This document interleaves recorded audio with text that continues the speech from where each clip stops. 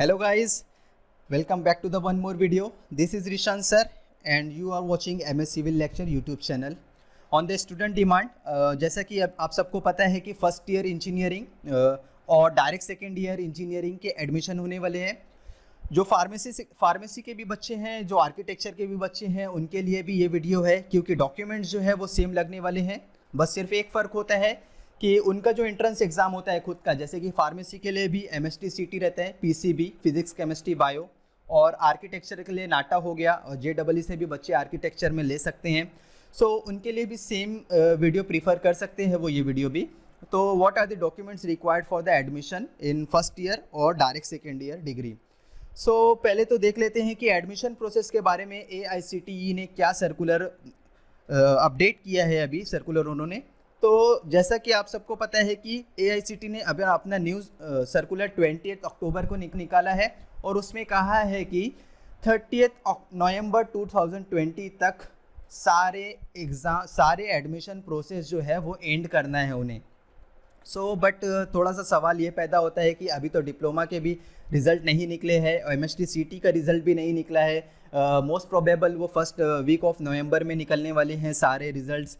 उसके बाद अगर डिले हुआ तो कितना डिले होगा। और उन्होंने उसमें बता दिया है कि commencement of classes for the first year और डायरेक्ट सेकेंड ईयर भी जो है वो 1 दिसंबर से शुरू हो जाएंगी। बट ये भी जो है टेंटेटिव डेट्स है, it is not a fix date. इससे घबराने की बात नहीं है।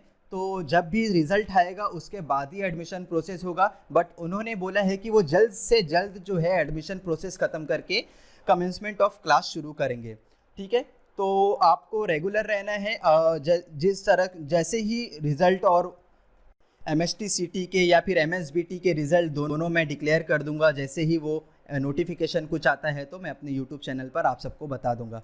बढ़ते हैं, क्या क्या डॉक्यूमेंट्स लगेंगे ओपन कैटेगरी के लिए, कास्ट कैटेगरी के लिए। तो सबसे पहले हम देखते हैं फर्स्ट ईयर डिग्री के लिए necessary documents for first year degree admission. और इसमें भी जो है ओपन कैटेगरी स्टूडेंट, आप सब ध्यान से देखना है। आपको जो जो डॉक्यूमेंट्स मैं बता रहा हूँ वो सारे डॉक्यूमेंट्स आपको ले जाने हैं at the time of verification और at the time of filling the form.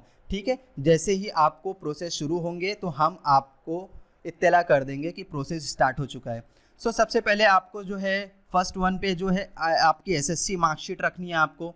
Then उसके बाद HSC की मार्कशीट रखनी है, HSC लिविंग सर्टिफिकेट रखना है आपको, कॉलेज से निकाल लेना है। रिजल्ट आ चुका है, सब लोग ने HSC लिविंग सर्टिफिकेट भी निकाल लिया होगा, जिन्होंने नहीं निकाला है वो जाके निकाल ले वे।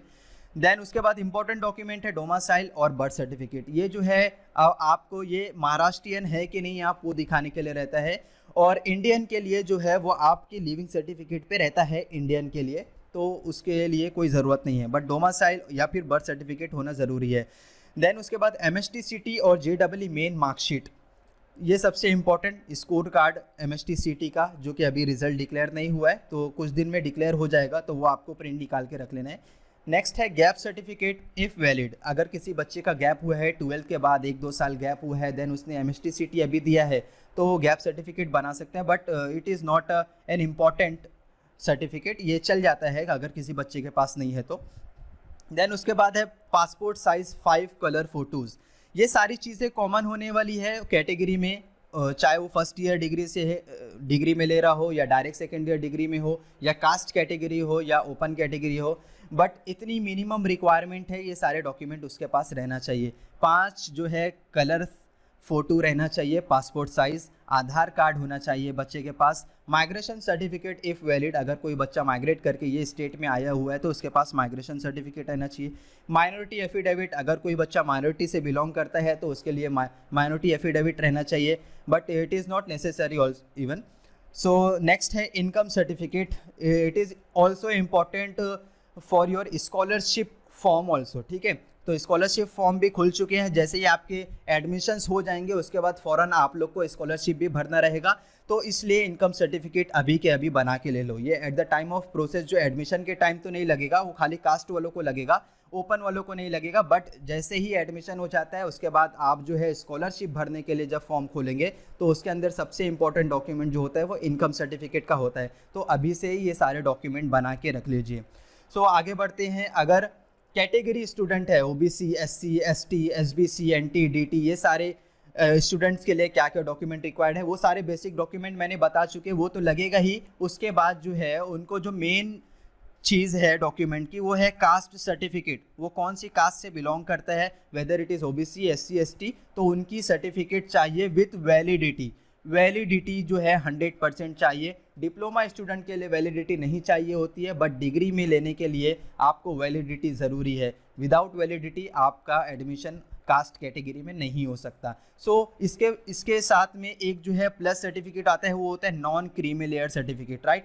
तो आप लोगों को जो है नॉन क्रीमी लेयर सर्टिफिकेट भी बना लेना है। इसके साथ में आपके पास अगर इनकम सर्टिफिकेट है तो वो भी इसके साथ में लगेगा कास्ट वालों के साथ में। अगर आप ओपन कैटेगरी में है तो उनके लिए EWS करके एक कैटेगरी आती है, वो कैटेगरी में आप भर सकते हैं, ठीक है। तो कैसे फॉर्म भरना है, जब प्रोसेस चालू होगा तो मैं आपको वो भी बताऊंगा कि TFWS क्या होता है, EWS क्या होता है। तो जो EWS सर्टिफिकेट बना सकते हैं वो बच्चे EWS सर्टिफिकेट बना लीजिए। TFWS के लिए भी इनकम सर्टिफिकेट नेसेसरी होती है, तो वो TFWS के लिए इनकम सर्टिफिकेट बना लीजिए।